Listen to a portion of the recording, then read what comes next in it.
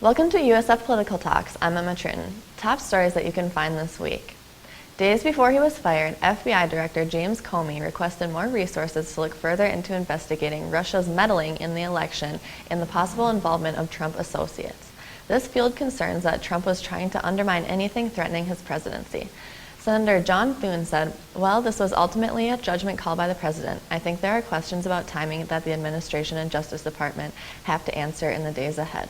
They have began a search to find his replacement. In local news, former Sioux Falls Fire Chief Jim Sideras has been charged with 10 counts of child pornography.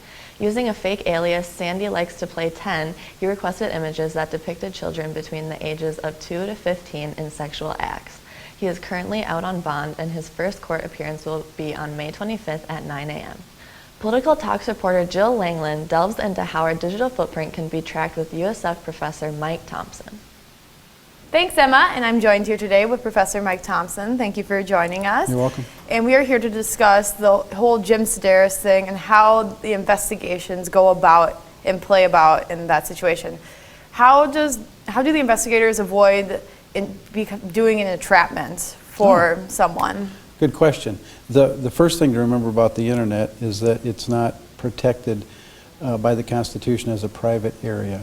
So anytime you can get a hold of somebody's internet protocol address or their internet service provider information, that's not something that's going to be private. So in the Sideras case, the officers got a tip from the Massachusetts State Police and the National Center for Missing and Exploited Children that a certain email had received some child pornographic pictures, and then they were able to match the IP address to Sideras, and then they got a search warrant, searched his house, and found a whole bunch of other stuff.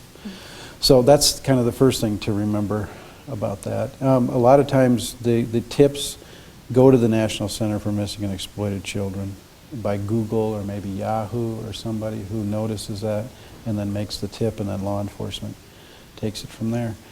Entrapment is, it's interesting that you brought that up. I hadn't thought about that. Entrapment is a particular defense. The defendant has to show that he wasn't predisposed to commit the crime. It's usually an instance where law enforcement instigates the crime in order to catch somebody. So in the Sideras example, if a law enforcement person had posed, if Sideras had no connection to child pornography, and a law enforcement officer may have said, "Hey, I got a file I want to share with you," then there may be some colorable entrapment claim, but not in this case the way it is. Yeah. And how do investigators go about, because this is a very tough case to go through, how do they go about getting these images, and why, if these images or sites are online and they know about them, why don't they just shut them down instead of using them to catch someone? I think there are, from what I've read, there are certain things that you can use that will hide your location on the internet. They don't come from sites. These pictures don't come from sites, but they're shared individually. So, like in Sideras' case again, it was shared. Somebody was being investigated by the Massachusetts State Police. They had that guy's email address, and then they tipped the Sioux Falls people saying, "Hey, this email address sent to this email address certain pictures," and then they found the pictures. And then once they executed the search warrant and took his computers and things, then they were able to do forensic examinations on them and find more and more pictures. But it's not like a site that is publicly accessible that law enforcement would then shut down. Okay. It's more nefarious and secret than that.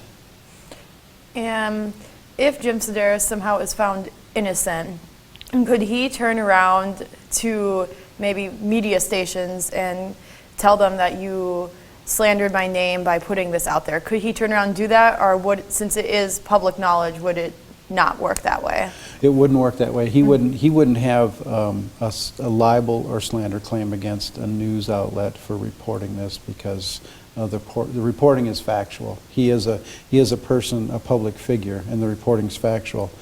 the truth is always a defense to that. Now, if Sideras went to trial and was found not guilty, he might have a lawsuit against Minneahaha County or the city of Sioux Falls, whoever did the investigation, if there ultimately wasn't probable cause to even bring the charge in the first place. It's highly unlikely, but it's possible. It's possible, yeah, but not the news outlets.